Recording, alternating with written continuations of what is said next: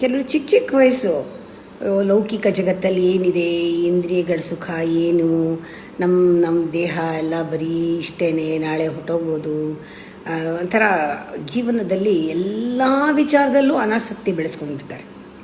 ಅವ್ರು ಅಂದ್ಕೊಂಡಿದ್ದಾರೆ ಇದು ಸ್ಪಿರಿಚುಯಾಲಿಟಿ ಅಂತ. ಅವ್ರಿಗೆ ಬಣ್ಣ ಬಣ್ಣದ ಬಟ್ಟೆಗಳಾಗೋದಿಲ್ಲ, ಏನೋ ಒಂಥರ ವಿಚಿತ್ರವಾಗಿ ಬಿಹೇವ್ ಮಾಡೋಕ್ಕೆ ಶುರು ಮಾಡ್ತಾರೆ. ಹೋಗಲಿ, ಆಧ್ಯಾತ್ಮ ಸ್ಥಿತಿಯಲ್ಲಿ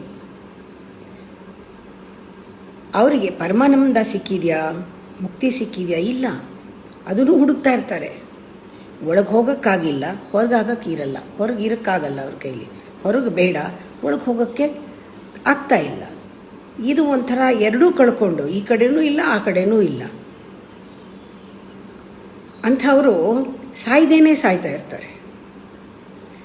ಅದರಿಂದ ಕೇರ್ಫುಲ್ ಆಗಿರಬೇಕು. ಮೊದಲು ನಾವು ನಮ್ಮ ಒಳಗಡೆ ಆಸಕ್ತಿ ಬೆಳೆಸ್ಕೋಬೇಕು, ಅಲ್ಲಿ ನೆಲೆಸ್ಕೋಬೇಕು, ಸೆಂಟ್ರಿಂಗ್ ಬೇಕು, ಗ್ರೌಂಡಿಂಗ್ ಬೇಕು, ಬಿತ್ತಬೇಕು, ಕರೆಕ್ಟಾಗಿ ಇನಿಸಿಯೇಷನ್ ಆಗಬೇಕು, ಒಳ್ಳೆ ಗುರು ಕನೆಕ್ಷನ್ ಸಿಗಬೇಕು, ಹಿಡಿಬೇಕು ಒಳಗಡೆ. ಆಮೇಲೆ ನಿಧಾನವಾಗಿ ಹೊರಗಡೆದು ನೀವೇನು ಆಸಕ್ತಿ ಕಳ್ಕೋಬೇಕಾಗಿಲ್ಲ, ಹೋಗುತ್ತೆ ಬಿಡಿ, ನಿಧಾನವಾಗಿ ಹೋಗುತ್ತೆ, ಅದ್ರ ಪಾಡ್ಗೆ ಅದು ಹೋಗಬೇಕು. ಅದು ವೈರಾಗ್ಯ, ಅದು ಫೋರ್ಸಿಬಲ್ಲಾಗಿ ಹೋಗೋದಲ್ಲ. ವಿವೇಕದಿಂದಲೇ ವೈರಾಗ್ಯ ಬರೋದು. ವಿವೇಕ ಬರೋದು ಅರಿವು, ಆತ್ಮ ಸಂಶೋಧನೆ ಒಳಗಡೆ ನಾವು ಹೊರಟಾಗ. ಫಸ್ಟು ಒಳಗಡೆ ರೆಡಿ ಮಾಡ್ಕೊಂಡ್ಬಿಡ್ಬೇಕು.